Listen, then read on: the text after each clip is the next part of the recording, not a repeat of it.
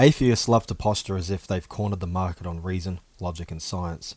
They claim that rejecting God somehow elevates them above the primitive superstitions of religion.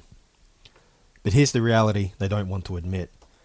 Atheism doesn't just lack evidence, it undermines the very tools it uses to argue. It cannot account for the preconditions of intelligibility that make rational thought even possible. In this video, I'll give you the top 3 reasons I'm not an atheist, and why atheism collapses the moment you examine it seriously. If you're an atheist watching this, I challenge you, don't just react emotionally, actually try to present a worldview that makes sense of logic, truth, and science. You'll find that very quickly you don't have one. Let's start with the most basic foundation of rationality, the laws of logic. The laws of logic are universal, immaterial, and necessary. They don't change, they don't depend on culture, and they apply everywhere. But atheism is materialistic at its core. According to atheists, all that exists is matter in motion, particles colliding in a purposeless cosmos. So here's the problem. Where do you locate universal, immaterial laws in a worldview that only admits physical stuff?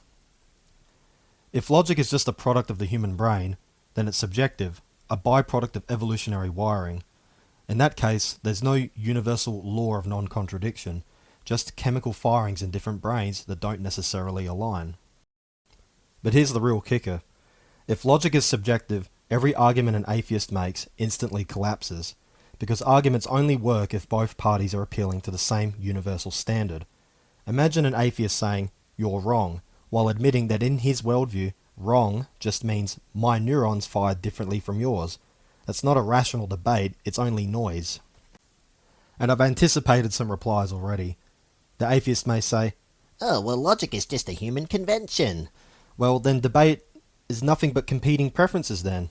It's like arguing about ice cream flavours. There would be no such thing as a fallacy, including in this video. And then maybe an atheist could say, "Oh, well, humans invented logic." well, no, actually, humans discovered logic the same way we discovered gravity. The law of non-contradiction was true before humans even existed.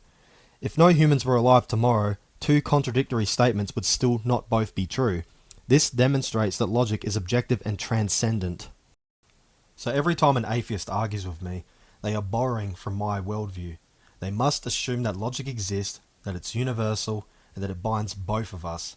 But those assumptions only make sense in a theistic framework. A universe created by a rational God explains why immaterial, universal laws exist.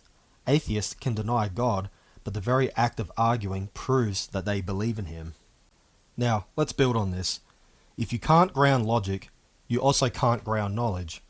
According to atheism, your mind is nothing but the accidental byproduct of blind, purposeless forces, a meat computer produced by a cosmic accident. Evolution selects for survival, not truth. If our cognitive faculties evolved through random mutation and natural selection, they were shaped to help our ancestors survive, not to give us an accurate picture of reality. That means, on atheism, your thoughts are not inherently reliable, they're just survival strategies in action. Alvin Plantinga famously argued that, if atheistic evolution is true, then the probability that our beliefs are mostly true is either very low or completely inscrutable. And here's the irony, that would include the belief in atheistic evolution itself. So if atheism is true, you have a built-in defeater for every belief you hold, including the belief that atheism is true. Now naturally, I've already anticipated a few atheist replies I expect in the comments, such as, "But our brains work. Look at technology." well, pragmatic success doesn't equal truth. An hallucination can help you survive, but it's still false. Evolution could just as easily favour useful delusions over accurate perceptions. Another atheist may say, "We could just test and verify." well, that assumes you've already established the reliability of your senses and reasoning. But on atheism, those very tools are products of random chance. That's viciously circular, using your brain to prove your brain. In one recent debate that I had with an atheist, the atheist actually finally admitted to me. He said, "I can't be certain of anything in my worldview." Well, if you can't be certain of anything, you can't even be certain that atheism is true. Atheism doesn't just weaken knowledge, it obliterates it. This leads to our final point. science itself. Science depends on a crucial assumption that the future will resemble the past. We expect gravity to work tomorrow because it worked today. We expect chemical reactions to behave consistently. This principle is called induction. It's the foundation of every experiment ever conducted. Now, here's the real problem. On atheism, the universe is just chaotic matter in motion, random, purposeless, and blind. So why assume that the patterns you've observed so far will continue into the future? The atheist cannot answer this. They take the uniformity of nature on blind faith every single time they do science. Even the atheist philosopher David Hume admitted this problem centuries ago. There is no logical basis for assuming the future will resemble the past. We do it out of habit, not reason. Now, an atheist may say, But it's always worked before.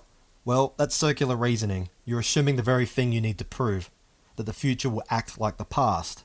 Another reply could be, We don't need certainty, just probability.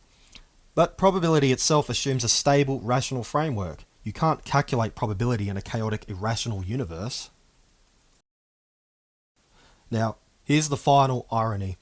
Atheists love to mock miracles as violations of natural law, but you can only identify a miracle against a backdrop of stable, consistent order. The very act of labeling something a miracle assumes the uniformity of nature, which the atheistic worldview cannot justify. In a Christian worldview, uniformity makes sense. A rational, consistent God sustains the cosmos in a predictable way. But in atheism, you have nothing but chaos, and yet you demand order. Every time an atheist runs an experiment, they are standing on borrowed ground. Now, let's recap the 3 reasons atheism fails. It cannot account for logic, it destroys knowledge and truth, and it cannot justify science or induction. Atheism isn't neutral lack of belief, it's a self-defeating worldview. It crumbles under its own weight. So, this is my final challenge to the atheist viewers. If you think I've misunderstood atheism, don't just rage comment. Present a coherent worldview that can actually explain logic, truth, and science without borrowing from the very God you claim doesn't exist. But here's what will really happen. Most atheists will insult me, dodge the question, or collapse into vague, maybe reality is incoherent, types of nonsense. And in doing so, they'll prove every single point I've just made.